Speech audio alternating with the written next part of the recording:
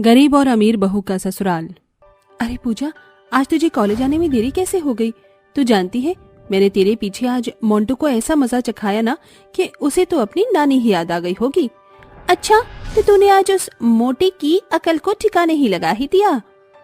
और नहीं तो क्या, अब उस मोटे ने कब से मेरे खून का पानी किया हुआ था। हमेशा ही वो एक्स्ट्रा बोलता रहता था, आज के बाद तो बोलने से पहले भी सोचेगा। वो सब तो सही है, लेकिन मुझे आज तुझे एक बड़ी न्यूज देनी है। क्या न्यूज? जानती है, मेरी शादी तय हो गई है। मेरे बाबा को एक बड़े बिजनेसमैन का बेटा पसंद आ गया है और मेरे बाबा को लगता है कि उससे अच्छा रिश्ता शायद मेरे लिए नहीं मिलेगा। अरे वाह, ये तो बहुत ही ज्यादा गुड न्यूज है। हाय, मैं तुझे क्या बताऊं कि पूजा, मैं तेरे लिए कितनी ही खुश हूँ।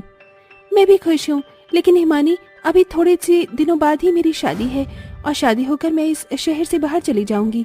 मेरी प्यारी सहेली, मुझे तुझसे दूर जाने का बहुत दुख है। दुख तो मुझे भी बहुत होगा, लेकिन मेरी प्यारी सहेली, जिंदगी का तो दूसरा नाम ही बदलाव है। हमारी दोस्ती में कभी भी कोई कमी नहीं आएगी, फिर चाहे हम दोनों एक दूसरे से 7 समुंदर प्यार ही क्यों ना हो। बिल्कुल। दोनों सहेलियों ने एक दूसरे को गले से लगा लिया। कुछ दिनों बाद पूजा की शादी हो गई और वो शादी करके दूसरे शहर आ गई।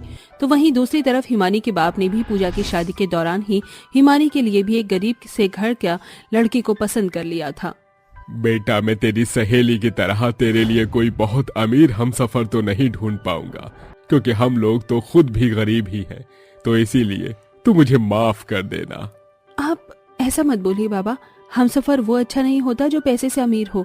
हमसफर वो अच्छा है जिसमें लड़की को अपने बाप की झलक दिखाई दे, और जहाँ अपने बाप का साया महसूस होता है ना, वहाँ लड़की हमेशा खुश ही रहती है। मेरी छोटी सी गुड़िया कब इतनी बड़ी हो गई कि वो आज बैठकर मुझे समझा रही है। हिमानी के बाप ने उसे गले से लगा लिया। हिमानी की पढ़ाई के बाद कुछ दिनों तक वो अपने घर में ही रही और फिर कुछ दिनों बाद उसकी भी शादी हो गई। अब दोनों ही सहेलियों की शादी हुए लगभग 1 महीना बीत चुका था। अरे नहीं सासू माँ, आज तो मेरा मन शॉपिंग पर जाने का था और आप बोल रही हो कि आज मैं प्रकाश जी के साथ घूमने जाऊं। ये माँ ने नहीं बोला है पूजा, तुम्हारा हमेशा ही मूड खराब सा रहता है, तो मैंने सोचा कि आज काम से छुट्टी लेकर तुम्हें घुमाने ले चलूं। वैसे अगर तुम शॉपिंग पर जाना चाहती हो तो चलो, मैं तुम्हें शॉपिंग पर ही ले चलता हूँ। ठीक है माँ जी, जब तक मैं वापस आऊँ आप रामू काका को बोलकर खाना बनवा देना। और हाँ, अब मैं मंचूरियन वगैरह खा खा कर बोर हो गई हूँ, तो प्लीज आप आज कुछ नया बनवा देना। बहू, तू रोजाना यही डिमांड क्यों रखती है कि कुछ नया कुछ नया? मैं रामू काका को ये बात बोल बोल कर भी तंग आ चुकी हूँ। हमेशा ही मैं तेरे लिए कुछ न कुछ नया ही बनवाती हूँ, लेकिन तू है कि मैं अपने मायके में इतनी शान से रहती थी, लेकिन यहाँ तो आकर मेरी सारी ख्वाहिशें डिमांड मुझे दबानी पड़ रही हैं। मुझे तो यहाँ पर कुछ मिलता ही नहीं है। अच्छा, अब तुम ज्यादा गुस्सा मत करो। मैं आज तुम्हें बाहर लेकर जा रहा हूँ, तो हम शॉपिंग मॉल में ही कुछ खा लेंगे। माँ, आपको जो भी खाना हो वो रामू काका से बनवा लेना। चलो पूजा, अब हम चलते हैं। पूजा अपने पति के साथ चली गई। हे भगवान, पता नहीं मेरी बहू को क्या चीज अच्छी लगती है। इसके आगे तो जो रखो उसी को ये नाक मार देती है। भगवान जाने इसे क्या चाहिए। मैं तो चली अपने लिए बढ़िया पनीर बनवाने। दुर्गा ऐसे बोलती हुई चली गई। एक तरफ पूजा थी जो इतना सब कुछ होते हुए भी अपने घर में खुश नहीं रहती थी, तो वहीं दूसरी ओर माँ जी, आज तो बस राशन के डिब्बे में ये थोड़ी सी दाल ही पड़ी हुई है, यही बना लेती हूँ। बहू, हम पिछले 3 दिनों से बस यही दाल ही खाए जा रहे हैं। अब क्या कर सकते हैं माँ जी, भगवान का शुक्र है कम से कम हमारे पास खाने के लिए दाल तो है, वरना ऐसे भी लोग हैं जो एक एक अनाज के दाने को भी तरसते हैं।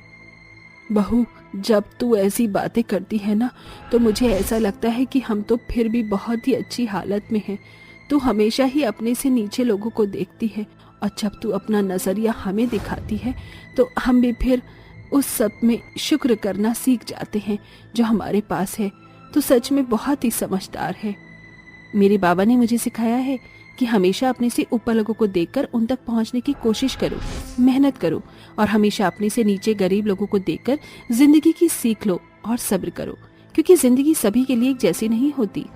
तेरे बाबा ने तुझे बहुत ही अच्छी सीख दी है बहू।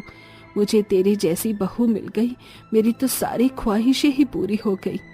शुक्रिया माँ जी। देखिए, बातों बातों में तो ये दाल भी बनकर तैयार हो गई। आइए खा लीजिए। मुझे यकीन है कि एक दिन हम इस दाल से अलग भी कुछ अच्छा जरूर खाएंगे। हिमानी रोजाना एक जैसा ही खाना खाती थी। ना उसके घर में अच्छा खाने को था और ना ही पहनने को, लेकिन फिर भी हिमानी जितना भी उसके पास था उसी में खुश रहती थी। इसी तरह से दिन बीत रहे थे। पूजा के नखरे और भी बढ़ते जा रहे थे और हिमानी के घर की हालत बिल्कुल एक जैसी ही थी। माँ जी, मैं दुर्गा माता को भोग लगाने उनके बड़े मंदिर जा रही हूँ। बेटा, भोग के लिए तेरे पास प्रसाद है? माँ जी, आज वो आलोक जी के काम के पैसे मिले हैं। अब हमारे पास कभी कभी ही तो ऐसे इकट्ठे पैसे आते हैं, तो मैं चाहती हूँ कि सबसे पहले मैं इन पैसों से माँ दुर्गा को भोग चढ़ाऊं। कितनी साफ नीयत है तेरी। ठीक है, चल बहू, मैं भी तेरे साथ चलती हूँ। दोनों सास बहू माँ दुर्गा को भोग लगाने चली गई। उन्होंने मंदिर जाकर माँ दुर्गा की आरती की और फिर भोग लगाकर जब हिमानी लौट ही रही थी तो उसकी टक्कर एक लड़की से हुई। माफ कीजिएगा, देखकर चलो ना। अरे हिमानी, तो ये आवाज तो, अरे पूजा। दोनों सहेलियां एक दूसरे के गले लग गई। यार, हम दोनों कितने टाइम बाद मिल रहे हैं। सही कहा पूजा, तू तो इतने समय बाद भी जरा भी नहीं बदली है। वो तो है, लेकिन यार ये तूने अपना क्या हाल बनाया हुआ है? ये फटी पुरानी साड़ी और ऐसी हालत। बस यही भगवान की मर्जी थी। अब ये सब छोड़, ये बता कि तू यहाँ कब आई? बस आज ही आई थी। अब तू मुझे यहाँ मिल ही गई है तो चल, मैं तुझे अपने घर ले चलती हूँ। और हाँ, मना मत करना। हिमानी जबरदस्ती पूजा को अपने घर ले गई। हिमानी का छोटा सा कच्चा घर और कुछ भी सुख सुविधा का सामान न देखकर पूजा को बहुत हैरानी हो रही थी। हिमानी, तो इस घर में बिना किसी फैसिलिटी के कैसे गुजारा करती है? मेरा घर यही है और यहाँ जो भी सुविधाएं मुझे मिल रही हैं, मैं उन्हीं में खुश हूँ। पूजा, बहुत से लोग तो ऐसे भी हैं जिनके सर पर छत तक नहीं है, लेकिन फिर भी तो भगवान का वो शुक्र अदा करते हैं। उनके आगे तो भगवान का शुक्र है, मेरे पास बहुत कुछ है। हिमानी की बातें सुनकर पूजा को अपने घर में इतनी सुविधाएं होते हुए भी अपना बर्ताव याद आया, तो वो हिमानी से बोली, हिमानी, आज तेरे घर की कंडीशन और तेरी बातों ने मेरी आंखें खोल दी हैं। सच में किसी ने सच ही कहा है कि एक अच्छा दोस्त हमेशा सही राह ही तुम्हें दिखाता है। तेरा शुक्रिया। पूजा हिमानी के गले लग गई। उन्होंने बहुत देर तक बातें की और इस सब के बाद पूजा हिमानी के घर से एक नए नजरिए के साथ वापस अपने घर लौट गई और उसने अपनी सास और अपने पति से माफी मांग की। मुझे आप दोनों ही माफ कर दीजिए। मैं हर चीज की शिकायत कर रही थी, लेकिन अब मैं समझ चुकी हूँ कि जिंदगी किस चीज का नाम है। प्लीज आप मुझे माफ कर दीजिए। अब मैं कभी भी शिकायत नहीं करूंगी। पूजा की बात सुनकर प्रकाश और दुर्गा मुस्कुराने लगे। अब से पूजा ने शिकायतें करना छोड़ दिया था और अब वो भी अपने परिवार के साथ मिलजुल कर रहती थी। घूंघट वाली और मॉडर्न बहू का गृह प्रवेश। कर्म ही फूट गए मेरे, जो मैंने विक्रम तेरी बात सुन ली। देख तो, तेरी पत्नी ने घूंघट भी नहीं पहना और बड़ी बहू सुरभि कितनी संस्कारी है, कितनी शर्म के साथ घूंघट ओढ़े हुए है। माँ, वो मॉडर्न है, ये घूंघट वगैरह उसने कभी देखा थोड़े है। शुक्र करो आपको लहंगे में मिल गई वो। हाँ सासू माँ, वैसे आप जानती नहीं है मुझे, ये लहंगा बहुत ही काट रहा है। बहुत सीधी खड़ी हो जा तू, झूलता मीनारा क्यों बन रही है? सब लोग यहाँ पर हैं, मेरी नाक कटवाने के काम मत कर। विक्रम, यू डोंट नो कि मुझे कैसा फील हो रहा है अभी, और मुझे वॉशरूम भी जाना है। ये कब होगी गृह प्रवेश की रस्म? बेबी, थोड़ी देर कंट्रोल करो, पहले भाभी की गृह प्रवेश की रस्म हो जाए तभी तो तुम्हारी होगी। I can't Vikram, excuse me, मैं आपका घर का वॉशरूम यूज कर सकती हूँ? I need. हाँ हाँ बिल्कुल। अनिका बिना किसी को बताए पड़ोसन अमृता के साथ उसके घर चली जाती है और उसका वॉशरूम यूज करने के बाद अपने लहंगे को उतार देती है। उसने ऑलरेडी वन पीस जो पहना था। ओह माय गॉड, अब मुझे बेटर फील हो रहा है, वरना इस लहंगे ने तो मेरी जान ही ले ली थी। वहीं दूसरी ओर अनिका सबके सामने से यूं ही चली जाती है तो सास को एम्बैरेस फील होता है। विक्रम, तू देख रहा है ना, तेरी पत्नी कैसे बिन बताए घर में आने से पहले ही बाहर उल्टे पांव चली गई। कुछ अकल वगैरह है कि नहीं? माँ जी शांत हो जाइए, गुस्सा मत कीजिए। क्या पता देवरानी जी किसी इमरजेंसी में बाहर गई हो। देख तो कैसे तरफदारी कर रही है, उसे जानती भी नहीं है। वैसे मुझे तेरी घूंघट वाली बहू बहुत सीधी और सुलझी हुई लग रही है बातों से तो, पर तेरी मॉडर्न बहू देखो आगे क्या क्या होता है। इसीलिए तो लव मैरिज नहीं होनी चाहिए। इतने में अनिका वन पीस ड्रेस में आती है, जिसे देख सबकी आंखें फटी की फटी रह जाती हैं। Hi guys and my lovely ससुराल वाले, मैं आ गई। सासू माँ, जल्दी से गृह प्रवेश की रस्म करवाइए। इस शहर की आई लड़की ने नाक कटवाने को लगता है कोई भी मौका नहीं छोड़ना है। बदतमीज बहू, तूने इतने छोटे कपड़े क्यों पहने हैं? तू बाहर ये करने गई थी, उड़वा दी ना तूने सबके सामने मेरी इज्जत की धज्जियां। रिलैक्स सासू माँ, आप तो ऐसे रिएक्शन दे रही हैं जैसे मैं बिना कपड़ों की आ गई हूँ। अरे देखिए मैंने कितनी अच्छी ड्रेस पहनी है, इसे वन पीस बोलते हैं। आप जब ये पहनोगी सुबह हॉट लगोगी, फिर मुझे डांट नहीं पाओगी। चुप कर नालायक बेशरम मॉडर्न बहू, अब मैं और वक्त जाया नहीं करूंगी इसके चक्कर में। मेरी घूंघट वाली बहू कब से दरवाजे पर खड़ी है, मैं इसका गृह प्रवेश नहीं करूंगी। अनिका ये तुम कैसी बातें कर रही हो? थोड़ा बहू वाले गेटअप में आ जाओ। ये कहते ही कविता अपनी घूंघट वाली बहू का बड़े ही प्यार से गृह प्रवेश करती है। आसपास के मेहमान और पड़ोसन कविता पर हंसने लगते हैं, जिससे कविता गुस्से में अंदर चली जाती है। अगली सुबह संस्कारी बहू जल्दी उठकर सफाई करके पहली रसोई में कुछ मीठा बनाती है। वहीं मॉडर्न बहू सो रही थी। मॉडर्न बहू को देख कविता उसके कमरे में चली जाती है। अनिका, अनिका, ये लड़की कितनी बेशरम है जो अभी तक सो रही है। विक्रम, अपनी पत्नी को उठा, कुछ समझा इसे इस घर के नियम तौर तरीके। हाँ माँ, अनिका उठ जाओ यार, उठ जाओ, माँ आई है। What happened? सोने दो मुझे, बहुत नींद आई है, वरना I punch you। तुम्हें पता नहीं है क्या मुझे सुबह सुबह कॉफी चाहिए तभी नींद खुलती है? ये लड़की हद से ज्यादा बदतमीज और बेशरम है। विक्रम, तू इसे नीचे ला। जी माँ। अरे अरे अनिका उठो ना, तुम मेरी ऐसी तैसी करवा कर मानोगी। फिर विक्रम के कहने पर अनिका उठ जाती है, पर उससे पहले विक्रम को उसे कॉफी देनी पड़ती है। कुछ देर बाद मॉडर्न बहू भी खाने में कुछ मीठा बनाकर लाती है, जिसे खाकर सास उसका गाजर का हलवा उगल देती है। छी, ये वाहियात सा तुमने बनाया है ना मॉडर्न बहू। जितना मेकअप लगाया है अपने चेहरे पर, उतनी शिद्दत से गाजर का हलवा भी बना लेती तो अच्छा था। तुम्हें इतनी भी अकल नहीं कि इसमें नमक डालते हैं या चीनी। एक्चुअली सासू माँ, मेरे सामने 2 टिपे थे, दोनों व्हाइट जैसे, तो हो सकता है मैंने सॉल्ट डाल दिया, बट बनाया तो दिल से ही था। अब ये मूंग दाल का हलवा खा लीजिए, घी में बनाया है, आपको अच्छा लगेगा। ये मूंग दाल का हलवा तो वाकई में ही बेहद स्वादिष्ट है। हमने कभी नहीं खाया ऐसा। ये हुई ना इस घर की संस्कारी बहू वाली बात, जो इस मॉडर्न बहू में तो बिल्कुल भी नहीं है। देखो क्या कपड़े पहनी हुई है, कुछ सीखो अपनी जेठानी से। ओफो सासू माँ, बड़ी जेठानी जी ने इतने प्यार से मीठा हलवा बनाया है, कम से कम तब तो मीठा खाकर मीठा बोलिए। अनिका बस करो, थोड़ा चुप रहोगी तो अच्छा रहेगा। विक्रम, समझा ले इसे, अब और बर्दाश्त मैं नहीं करूंगी। शाम को मेहमान आने वाले हैं, बोल देना इसे ये मॉडर्न कपड़े छोड़कर साड़ी पहन ले और खाना बनाए। ये कहते ही कविता गुस्से में उठकर चली जाती है। शाम को अनिका जैसे तैसे साड़ी पहनकर उल्टा सीधा खाना बनाकर मेहमानों के सामने ले आती है। इतने में खाना लाते लाते उसकी साड़ी खुल जाती है। ये देख मेहमान हंसने लगते हैं।